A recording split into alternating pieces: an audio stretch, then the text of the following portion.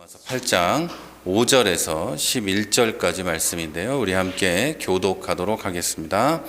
육신을 따르는 자는 육신의 일을, 영을 따르는 자는 영의 일을 생각하나니 생명과 평안이니라. 육신의 생각은 하나님과 원수가 되게 하나니 이는 하나님의 법에 굴복하지 아니할 뿐 아니라 할 수도 없음이라. 을 기쁘시게 할 수 없느니라. 만일 너희 속에 하나님의 영이 거하시면 너희가 육신에 있지 아니하고 영에 있나니 누구든지 그리스도의 영이 없으면 그리스도의 사람이 아니라.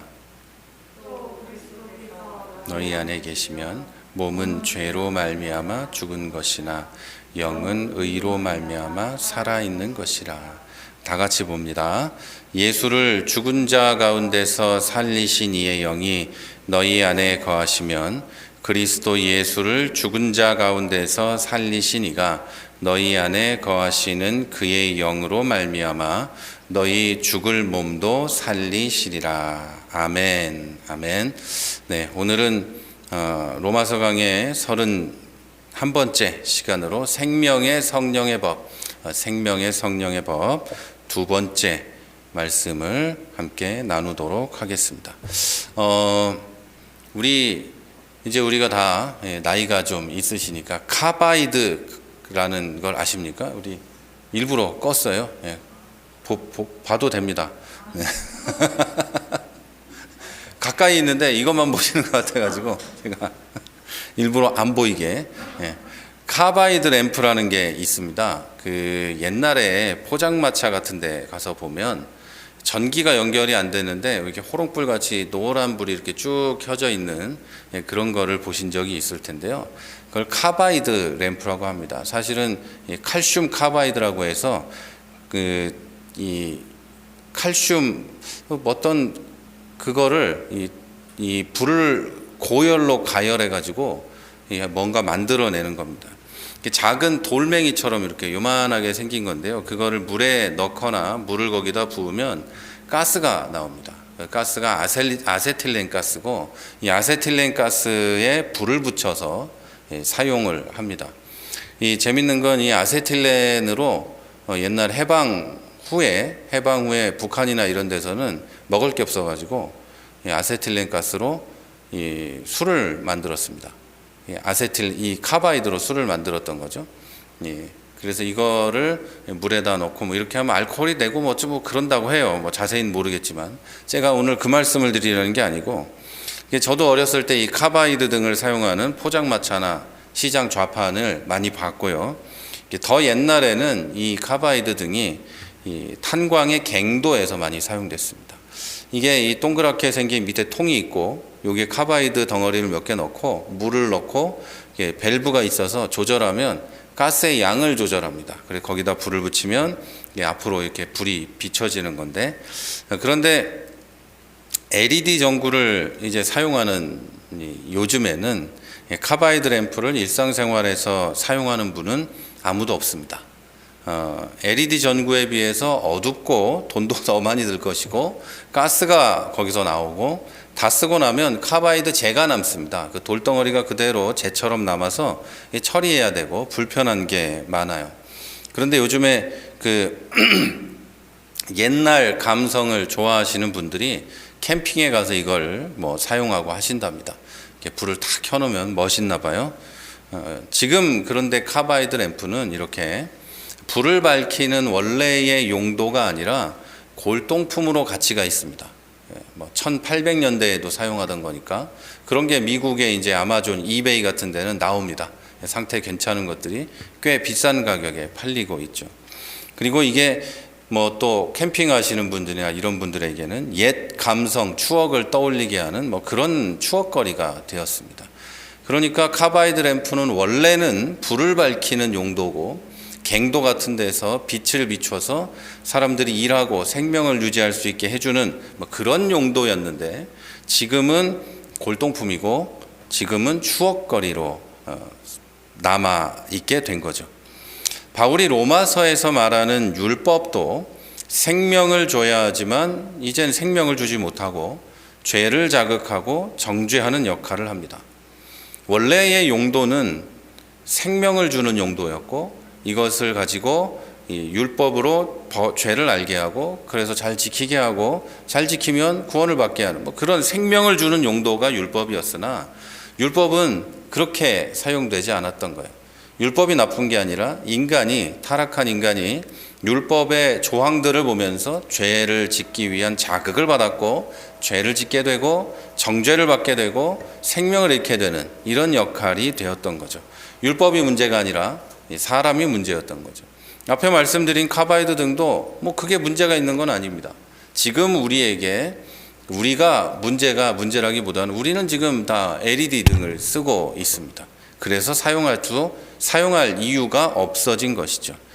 자, 율법도 죄를 자극하고 정죄하는 역할을 했는데, 이 율법이 주지 못하는 생명을 하나님께서 예수 그리스도를 통해서 우리에게 주셨습니다. 자, 이렇게 생명을 얻은 우리는 성령 하나님께 순종하면서 살아서 하나님의 뜻을 이루어가는 겁니다.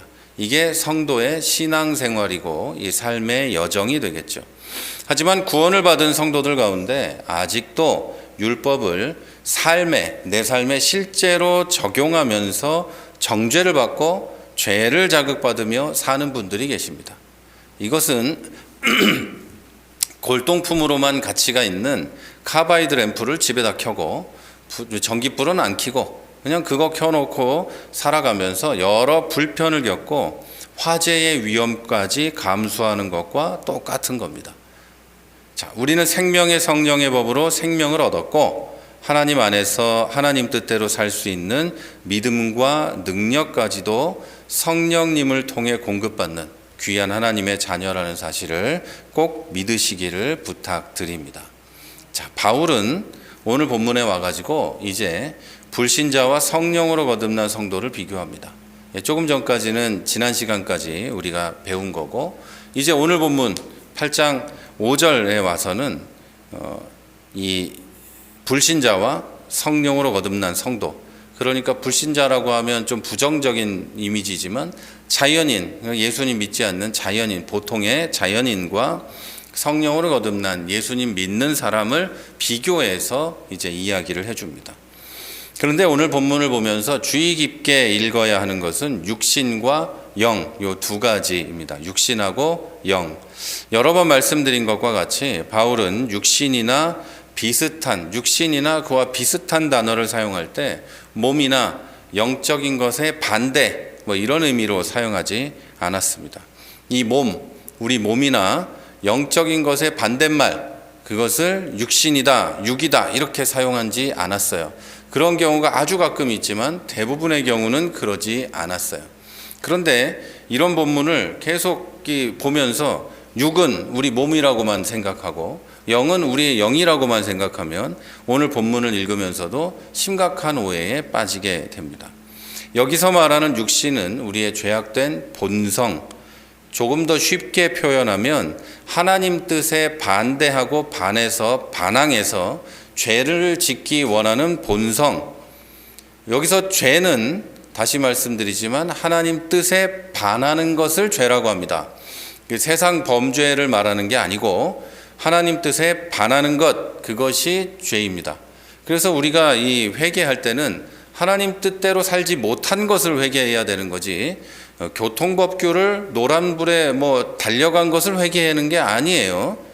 그것이 만약에 하나님 뜻에 반대되는 거라면 회개해야 되겠지만, 그게 하나님 뜻에 반하는 게 아니라면 그건 회개할 일이 아닌 겁니다. 그냥 교통법규를 위반한 거면 집에 딱지가 날아오는 거예요. 다른 건 없는 거예요. 그러나 내가 심각한 범죄는 아니지만 그래도 죄를 지었는데 이게 하나님 뜻에서 반하는 거다. 그러면 당연히 회개해야 되는 거겠죠. 또 세상 법으로는 사람을 미워하는 게 죄가 아닙니다. 마음으로 무슨 생각을 하든 죄가 아니에요. 그러나 하나님의 법으로는 마음으로 하나님의 뜻과 법에 반하는 것을 하면 그것이 죄가 됩니다. 자, 그러니까 우리가 이 부분을 좀 구분을 잘 해야 됩니다. 이게 에어컨을 틀어놓으면 건조해가지고요. 멀쩡하다가 네, 네. 조금 더 이 죄악된 본성이고요. 조금 더 쉽게 말하면 하나님 뜻에 반해서 죄를 짓기 원하는 본성. 그래서 항상 멸망을 향하는 것을 말합니다. 그러니까 육신이라고 표현된 이것은 죄짓기 원해서 항상 멸망을 향해 달려가는 것, 이걸 말하는 거죠.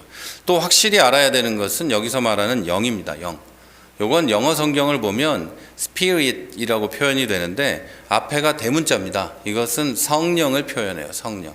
하나님의 영, 성령을 말해요. 인간의 영을 말하는 게 아닙니다. 뭐 영은 뭐 훌륭한 것이고 육은 악한 거야 뭐 이런 식으로 잘못 해석을 하는 분들이 계신데, 그것은 제가 말이 좀 그렇지만 그분들은 공부를 안 해서 그래요. 뭐 신학교만 제대로 다녀도 누구나 알 수 있는 거예요. 제가 훌륭해서가 아니고 누구나 알 수 있는 그런 내용이에요. 그런데 목사님들이나 뭐 성경을 가르치는 분들이나 이런 분들이 뭐 여기 바울이 말하는 육이나 영을 인간의 육과 영으로 생각해서 이것을 육은 악한 것이고 영은 훌륭한 것이고, 그래서 영적인 것들만 이렇게 영이 원하는 것만 뭐 그런 식으로 살아가야 한다고 이야기하는 것은 굉장히 성경을 잘못 해석하는 겁니다. 그래서 이 육신의 것이 아주 악한 거니까 밥도 조금만 먹고 육신의 욕망은 완전히 없애고 이렇게 살아가려고 하는 것들, 이런 것들이 다 성경을 잘못 보고 그렇게 생각을 하는 겁니다. 자, 이 개념을 잘못 이해하면 좀 전에 말씀드린 대로 사람의 몸과 영으로 보고 잘못된 결론에 도달하고 이 몸을 깨끗하게 하기 위해서 또 뭐 이상한 짓들을 하게 되는 겁니다. 물론 자기가 스스로 이 욕망을 절제하고 사는 것은 훌륭한 일일 수 있지만 종교적으로 자기가 교주에게 뭘 해야 된다거나 뭐 이런 식으로 오해하게 되면 굉장히 큰 잘못에 도달하는 겁니다. 육신의 죄를 씻기 위해서, 이 몸의 죄를 씻기 위해서 뭐 100일 기도를 해야 된다거나, 아주 뭐 기도라는 행위는 훌륭한 거지만 그러기 위해서 한다는 것 자체가 이 잘못된 행위라는 거죠. 그래서 오늘은 이 개념을 좀 잘 마음에 두시고 말씀을 들으시면 좋겠습니다. 자, 본문 5절과 6절은 이렇게 말합니다. 육신을 따르는 자는 육신의 일을, 영을 따르는 자는 영의 일을 생각하나니 육신의 생각은 사망이요 영의 생각은 생명과 평안이니라. 자, 죄악된 인간의 본성을 따라서 사는 사람은 언제나 죄지을 생각을 합니다. 그리고 이런 사람의 결말은 사망입니다. 죄지을 생각만 하고 죄만 지으니까 당연히 사망이겠죠. 하지만 영을 따르는 자, 곧 성령의 인도하심을 따르는 우리 구원받은 성도들은 성령의 뜻을 생각하고 이들의 결말은 바로 생명과 평안입니다. 5절과 6절에 이런 말을 하고 있는 겁니다. 즉 우리 성도는 하나님과의 관계가 이미 회복이 되었고, 그래서 성령을 받았고 성령의 인도하심을 따라가기 때문에, 성령의 인도하심을 따르기 때문에 그 관계, 하나님과 우리와의 관계는 흔들리지 않을 것이고, 그렇기 때문에 성도는 항상 평안과 기쁨을 누리는 겁니다. 미래에 대한, 구원에 대한, 죽음 뒤에 대한 뭐 이런 것에 대한 두려움이 없는 거죠. 그래서 평안한 것이죠. 죽음이 남겨진 사람들에게 안타깝고 슬프고 한 거지만 죽는 나는 천국 가는 일이고 영원한 평안과 기쁨 안에 들어가는 거니까 우리는 두려울 일이 없는 거죠. 이런 것에 대한 평안이에요. 그리고 이 세상에서도 성령의 인도하심을 따라가니까 두려움보다는 설렘이 있고 기쁨이 있고 이런 삶을 살게 되는 것이죠. 자, 다시 여기서도 말씀드리지만 내 믿음의 크기나 내 의로움의 정도가 영생을 보장하는 게 아닙니다. 우리의 영생은 하나님의 은혜와 그리스도 예수의 사랑의 십자가, 그리고 성령님의 인도와 보호하심으로 보장이 되는 겁니다. 이 세 가지, 성부 하나님, 성자 하나님, 성령 하나님의 구속의 역사, 그 함께 사역하심으로 우리의 영생이 보장된다는 거죠. 우리의 천국이 보장이 되는 거예요. 그런데 이것을 구원받을 때만 이 은혜와 사랑이 필요하고 영생에 들어가기, 천국에 들어갈 때까지는 내 노력이라고 생각하는 사람들이 아주 많이 있는데, 우리가 할 일은 성령의 인도와 보호하심을 잘 따라갈 수 있도록 성령님께 믿음을 달라고 기도하고, 그리고 나에게 말씀하실 때 잘 알아듣게 해달라고 기도하고, 그래서 잘 따라가는 것이 우리의 유일한 할 일입니다. 그래서 우리가 할 일은 뭐라고요? 기도하는 것, 말씀 읽고 기도하고 따라가는 것, 이겁니다. 그러나 우리가 만약에 다른 길로, 곁길로 이렇게 가요? 그러면 성령님이 어떻게 하실까요? 우리를 위해서 기도하시고 우리를 어떻게든 바른 길로 데려다 놓으려고 계속해서 양을 몰아가듯이 우리를 끌고 가시는 거죠. 그게 성령의 사역이에요. 그게 성령의 사역. 그래서 우리의 구원과 영생에는 우리의 지분이 1도 없어요. 그러니까 우리가 이 말을 들으면 성도님들의 반응이 두 가지입니다. 자괴감에 빠지는 사람이 있어요. 어떻게 하면 좋나? 할 수 있는 게 없구나. 정말 나는 할 수 있는 게 없어서 지옥 갈지도 몰라. 이러는 사람이 있고요. 나머지는, 대부분의 반응은 이래야 되는 건데요. 내 지분이 1도 없으니 얼마나 감사한 일이에요. 나를 보면 지금이라도 지옥 가도 이상하지 않는 사람인데 내 지분이 1도 없다니 얼마나 기쁘고 행복하고 얼마나 감사한 일이에요. 이렇게 생각하는 사람이 있어요.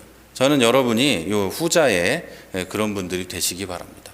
그래서 어떤 상황에서도 정죄의식을 가지거나 패배감에 빠지거나 하지 마시고 하나님을 의지하셔서 항상 평안하시기를 부탁드립니다. 그리고 이제 7절과 8절에서 바울은 먼저 예수님을 믿지 않는 사람이 죄송합니다. 예수님 안 믿는 사람이 어떤 상태인지를 설명해 줍니다. 이제 육신의 생각은 하나님과 원수가 되나니 이는 하나님의 법에 굴복하지 않을 뿐 아니라 할 수도 없음이라. 육신에 있는 자는 하나님을 기쁘시게 할 수 없느니라. 이렇게 얘기해요. 이 말은 절대 never 육신에 있는 사람, 죄악된 본성을 따라서 멸망으로 달려가고 있는 그 사람은 하나님을 기쁘게 할 수 없고 하려고 해도 안 된다. 이렇게 얘기하는 거예요. 예수님을 안 믿는 자연인 상태의 사람은 죄악된 본성만 따라요. 그러나 예수 믿는 사람은 성령님을 따르죠. 그런데 예수를 안 믿는 사람은 자연인은 죄악된 나의 본성만 따르기 때문에 그 어떤 경우에도 하나님을 기쁘시게 할 수 없다는 거예요. 아담이 범죄한 이후에 모든 인간은 아담의 범죄의 결과로 타락했습니다. 하나님에게서 멀어지고 하나님과 단절되고 죄 짓는 걸로 달려가기 시작했어요. 그래서 이 사람들은 선을 행할 능력, 곧 하나님의 뜻과 법을 실행하고 지킬 능력을 완전히 상실한 1%도 안 남아있는 전적 부패의 상태가 되었어요. 이게 신학적인 용어로 전적 부패 이렇게 이야기해요. 따라서 구원에 관한 어떤 일도 할 수 없는 전적 무능의 상태입니다. 그래서 이것이 다시 옛날에도 말씀을 드렸을 거예요. 선을 행할 능력이 하나도 없다는 게 아니에요.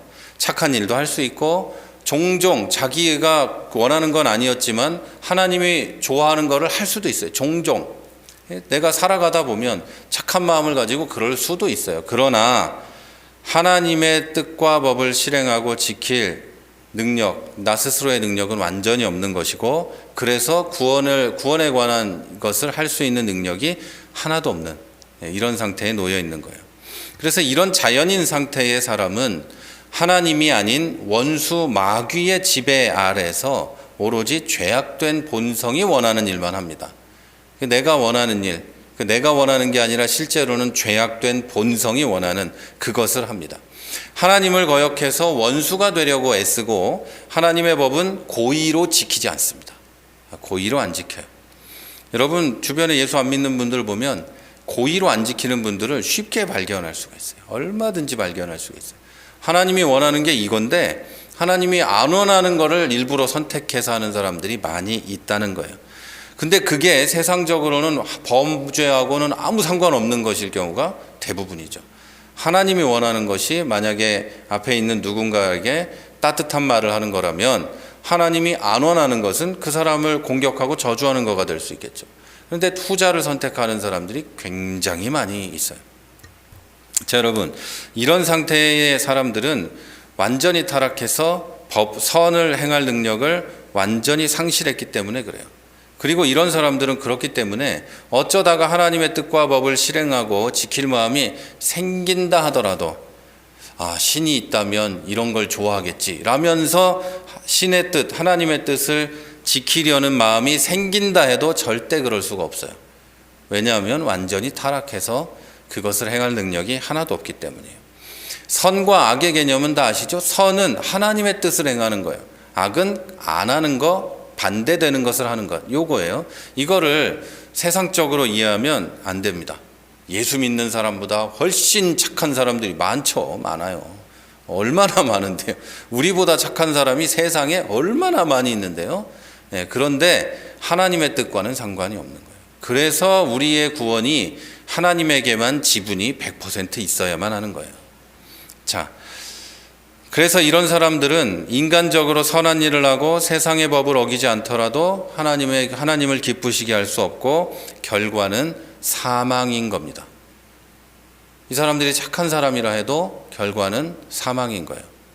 자, 9절을 봅니다. 9절에는 이렇게 써 있어요. 만일 너희 속에 하나님의 영이 거하시면 너희가 육신에 있지 아니하고 영에 있나니 누구든지 그리스도의 영이 없으면 그리스도의 사람이 아니라. 자, 육신에 있지 아니하고 영에 있다는 말은 죄악된 본성 안에 있지 않고 성령 안에 있다고 번역하면 이해가 쉽습니다. 육신에 있지 않고 영에 있다는 말을 죄악된 본성 안에 있지 않고 성령 안에 있다, 이렇게 이해해야 됩니다. 이걸 육신에 있지 않고 영에 있다 이렇게 이해하면 안 된다는 뜻이에요. 죄악된 본성이 아니라 성령 안에 있다. 성령께서 내 안에 계시면 내가 죄악된 본성을 따르지 않고 성령 안에 있는 것이다 라는 거죠. 여기서 한 가지 알아야 되는 건 성령께서 거하신다는 말의 뜻입니다. 이 말의 원어의 뜻은 일시적으로 어떤 자리를 점거하는 그런 게 아니라 거하신다는 것은 영주한다는 거예요. 영주한다. 영주권 받고 계신다. 주인이시다. 뭐 이런 뜻이에요. 구약 시대에도 성령께서 선지자나 일부 사람들에게 임하시고 그들을 통해서 일하기도 하시고 말씀하기도 하셨어요. 그런데 영주하지 않으셨어요. 거기에 영원히 머물고 계시지 않았어요. 떠나가시고 잘못하면 떠나시고 이렇게 성경에 기록이 돼 있어요. 그러나 오순절에 성령이 강림하신 이후에는 성도 가운데 영원토록 내주하십니다. 이 내주하신다는 게 안에서 주거하신다는 거예요. 내 안에 주거하고 계신다. 여기가 성령님의 전셋집이 아니고 성령님 집이다 이런 거예요. 2년 3년 되면 계약을 새로 하고 마음에 안 들면 나가야 되고 이런 게 아니고 여기가 성령님 집이다. 안 나가신다 이런 거예요. 성도는 우리 안에 영원히 계시고 충만하시면서 역사하시는 성령을 따라서 살고 더 이상 죄악된 본성을 따라서 하나님의 뜻을 거역하는 방향으로 달려가지 않습니다. 우리가 가끔 죄악된 본성의 이 유혹에 넘어가서 이쪽으로 가더라도 성령께서 끌어다가 하나님 쪽으로 데리고 가신다는 거예요. 이게 성도의 견인, 성령의 견인 사역이에요. 성령님은 예수님이 하나님의 아들이심과 인간의 죄를 대속하기 위해서 십자가에 달려 돌아가셨고 부활하셨다는 것을 믿게 하셔요. 그래서 구속의 사역을 적용하시는 분이세요. 하나님의 은혜와 그리스도의 사랑과 십자가의 죽으심과 부활하심으로 구속을 이루셨다면 그것을 우리에게 적용하시는 분이 성령님이신 거예요. 그래서 여러분은 성령의 역사로 구원을 받으신 거예요. 성령의 역사로 예수 그리스도를 믿고 구원받고 하나님의 아버지가 되고 주님이 나의 주인이 되고 형제가 된 거예요. 또한 그렇게 예수님을 믿고 구원을 받은 성도를 하나님으로 인도하셔서 심령과 삶을 변화시키고 그리스도의 장성한 분량까지 이르도록 해주는 분이 성령님이십니다. 이 말은 곧 성화를 이루는 분이 성령님이시다 이런 말이에요. 우리는 이 앞에서 성령에 대해 이야기하기 전까지 칭의에 대해서 배웠고 이제 성화를 이루어가는 분이 성령님이라는 걸 배우는 거예요. 이 두 가지를 배우면서 잊지 말아야 할 것은 칭의도 하나님의 뜻이었고 성화도 하나님이 하시는 거예요. 이 두 개를 잊으면 안 돼요. 성부, 성자, 성령 하나님, 삼위일체 하나님의 역사다. 은혜고 사랑이다. 이 안에 내가 할 일은 아까 말씀드렸죠. 기도와 말씀이 있고 뜻대로 살아가려고 하는 것, 이거밖에 할 게 없습니다. 자, 그래서 누구든지 이 그리스도의 영, 성령, 이 성령님이 없으면 그리스도인이 아닙니다. 성령을 안 받았으면 그리스도인이 될 수가 없다는 거예요. 이 말을 9절에서는 누구든지 그리스도의 영이 없으면 그리스도의 사람이 아니다, 이렇게 말을 하는 거고, 여기서는 성령이 있으면 그리스도의 사람이다, 이렇게 말하는 거죠. 이렇게 그리스도인이라면 누구나 성령이 내주하고 계십니다. 예수님을 믿는 그 순간에 성령이 내 안에 오시고 나를 믿게 하시는 거예요. 예수를 믿고 성령님 오세요 해야 오는 게 아니에요. 동시에 성령님의 역사로 믿음을 갖고 구원을 받는 거예요. 그래서 성령님을 자꾸 새로 받으라고 하는 사람들이 있는데요, 잘못 생각하는 거예요. 성령님의 사역을 오해하고 성령의 인격과 성령님의 구속사역을 모르니까 성령님을 자꾸 새로 받으라고 하고 새로 성령에 뭘 하라고 하고 이러는 거예요. 잘못된 생각이에요. 이것은 성령님의 마음을 아프게 하는 것이죠. 성령님은 성령 하나님이시고 우리 안에 내주하고 충만하시며 역사하십니다. 이 사실을 계속해서 끊임없이 놓치지 않고 믿으셔야 합니다. 성령님이 내 안에 계시다는 것. 그래서 성령이, 내 몸이 성령의 집인 것을 알지 못하느냐, 이렇게 성경이 이야기하는 거예요. 우리가 성령의 집이란 말이죠. 그래서 우리는 거룩하게 살려고 해야 하는 거예요. 구분되게 살려고 해야 되는 거죠. 술, 담배 안 하는 거랑은 별 상관없어요. 내가 거룩해지려고 해야 하는 거죠. 하나님을 닮아가게, 내 아버지를 닮게, 내 주님이신 예수님을 닮게 성령님의 인도를 따라서 살려고 하는, 이 살아가는 게 거룩한 것이고, 이게 이 그리스도인이에요. 이렇게 살아가야 되는 거예요. 이것을 계속해서 잊지 말아야 되는. 왜? 나는 성령님의 집이니까. 그래야 되는 거예요.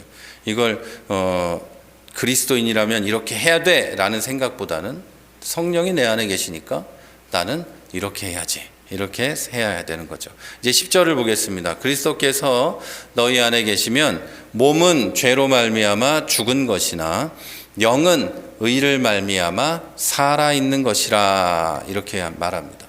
자, 이 구절은 특별히 앞에와는 다르게 여기에서 말하는 몸은 우리의 육신을 말하는 거예요. 10절이 말하는 몸은, 그리고 영은 육신과 대조되는 인간의 영을 말합니다. 물론 이 구절도 영을 성령으로, 여기 몸은 우리 몸으로 생각하는 분들도 계십니다. 어떤 게 맞고 틀리고는 뭐 잘 알지 못하지만 제가 보기에는 문맥상 여기에는 몸은 우리의 육신을, 요 육신, 그리고 영은 우리의 인간의 영을 가르친다라고 보는 게 문맥상으로 타당하다, 이렇게 봅니다. 자, 우리의 몸은 죄의 결과로 죽음을 피할 수 없습니다. 죄를 지었기 때문에 우리는 죽음을 피할 수 없어요. 아무리 우리가 예수 믿고 구원받아도 우리는 죽어요. 그죠? 예수 믿고 구원받았다고 안 죽은 사람이 없어요. 다 죽습니다. 이것은 성령으로 거듭난 그리스도인도 예외가 아니고 우리는 죽어요. 하지만 예수님께서는 요한복음 5장 24절에서 내 말을 듣고 또 나 보내신 이를 믿는 자는 사망에서 생명으로 옮겨졌느니라, 이렇게 말씀하셨고, 또 요한복음 17장 3절에서는 영생은 곧 유일하신 참 하나님과 그의 보내신 자 예수 그리스도를 아는 것, 이렇게 말씀하셨어요. 영생을 이 땅에서부터 소유한다, 이렇게 예수님이 말씀하신 거예요. 예수님을 믿어요 우리가? 그럼 사망에서 생명으로 옮겨져서 영생을 얻은 거고, 유일하신 참 하나님과 그 보내신 자 예수 그리스도를 알잖아요, 믿잖아요, 교제하잖아요, 경험하잖아요. 우리는 영생을 얻은 거예요. 그래서 이 땅에서부터 우리는 영생을 소유하고 있어요. 따라서 성도는 비록 죄의 문제로 우리 몸이 죽을 수밖에 없지만, 우리의 몸이 어차피 죽게 되지만 영은 이미 믿음으로 의롭게 되어서 새 생명 가운데 살고 있는 거예요. 몸은 어쩔 수 없이 죽어야 하고 마지막 때에 부활하겠지만, 이 몸은 죽지만 우리의 영은 이미 새롭게 되어서 새 생명 가운데 살고 있다. 그래서 우리의 이 죄악된 욕망에 따라 넘어갈 때도 있고 뭐 이렇게 하는 거죠. 그러나 확실하게 믿어야 될 것은 우리는 이미 새 생명이다. 새로운 생명이다. 죽은 다음에 뭐 언제 새 생명이 된다 이렇게 말하지 않죠. 예수님을 믿으면 새 생명이다 이렇게 말하죠. 한편으로 여기서 영이 의로 인해 살아있다라는 말은 의로 인해서 정죄함이 없고 의로 인해서 해방되었다는 말입니다. 성도는 생명의 성령의 법으로 죄와 사망의 법에서 해방됐기 때문에 정죄가 없는 겁니다. 근데 이 부분을 잘못 이해해가지고 또 육신은 죄를 범해도 돼 어차피 죽으니까 이런 식으로 구원파나 영지주의자처럼 생각하면 안 되고, 우리가 이 세상에 살면서 우리의 육신으로 이 세상을 살아가고 영과 육은 하나의 인격체니 우리가 살아가면서 온전한 하나님 앞에 바른 삶을 살아가야 하는 거예요. 육신이 어차피 죽을 거니까 상관없는 게 아니라 육신이 죽어도 나중에 부활한다는 소망을 가져야 된다는 거지, 죽으니까 상관없어 이렇게 하면 안 된다는 거예요. 죽으니까 상관없다는 사람은 죄악된 욕망을 따라가는 사람으로, 이 사람은 내 안에 성령이 안 계실 가능성이 굉장히 높다. 이 말은 그리스도인이 아닐 가능성이 높다 이렇게 봐야 합니다.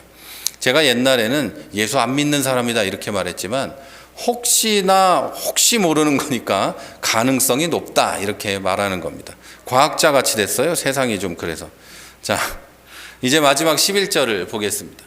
예수를 죽은 자 가운데서 살리신 이의 영이 너희 안에 거하시면 그리스도 예수를 죽은 자 가운데서 살리시니가 너희 안에 거하시는 그의 영으로 말미암아 너희 죽을 몸도 살리시리라.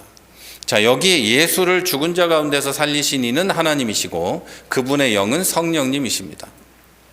그래서 성령께서 내 안에 계신다는 것은 하나님께서 나를 죽은 자 가운데서 다시 살리신다는 뜻입니다. 자, 이렇게 성령께서 여러분 안에 계시는 것은 예수님을 부활시키신 하나님께서 여러분도 부활시키실 거라는 보증입니다. 성령을 받았다는 건 여러분이 부활하신다는 보증이에요. 예수 그리스도께서 부활하셨듯이 예수님을 믿고 성령께서 내주하시는 성도들도 똑같이 빈 무덤들만 남기고 부활하게 될 것을 믿으시기를 바랍니다. 그리고 부활에 대한 보증은 내 믿음의 분량이나 행위의 의로움이나 충성의 정도가 아니라 성령께서 하십니다. 부활에 대한 보증, 구원에 대한 보증은 내 안에 있는 성령께서 하시는 거예요.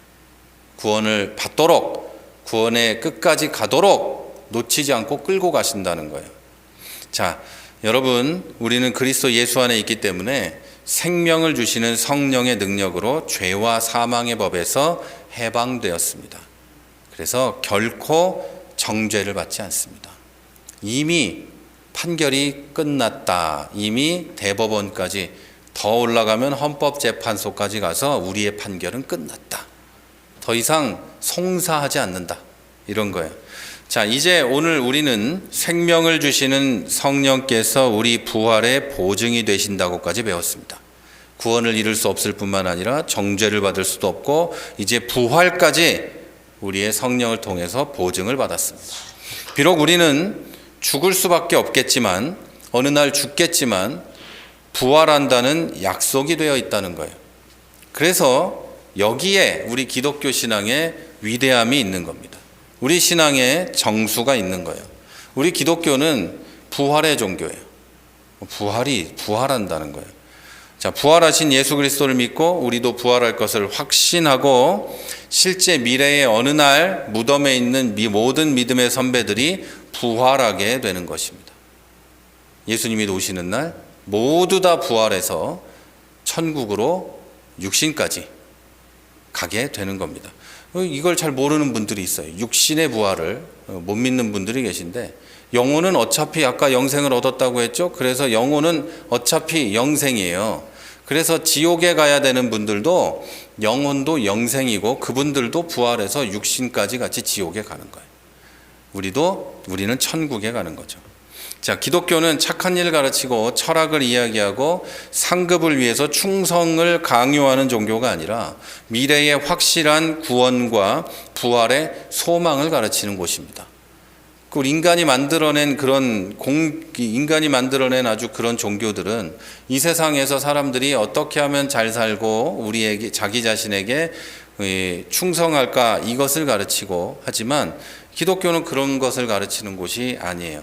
잘 가르쳐 주기 위해서 착한 일도 이야기하고 철학도 이야기하고 이런 걸 하지만 우리는 기본적으로 구원과 부활, 이 소망이 있는 곳입니다. 천국에 있는 곳이에요. 자, 예수님께서 부활하지 않으셨다면, 그래서 죽은 자의 부활이 없다면 우리의 믿음은 헛되다라고 성경은 말합니다. 우리의 믿음은 구원받은 것과 죽어도 부활할 것이다 라는 것에 대한 믿음이에요. 천국에 갈 것, 죽어도 부활할 것, 이 세상에서 천국을 누릴 것, 이것에 대한 믿음이에요. 자, 그래서 죽은 자의 부활이 없으면 우리의 믿음은 헛되다, 이렇게 성경이 말합니다. 죽은 자의 부활이 없다면 헛된 겁니다. 자, 여러분은 죽어도 반드시 부활하여 예수님의 영광에 동참하게 될 줄 믿습니다. 자, 이 믿음을 놓지 않고 성령의 인도하심을 따라 살면서 여러분의 구원에 관해서 항상 평안하시기를 주님의 이름으로 축원합니다.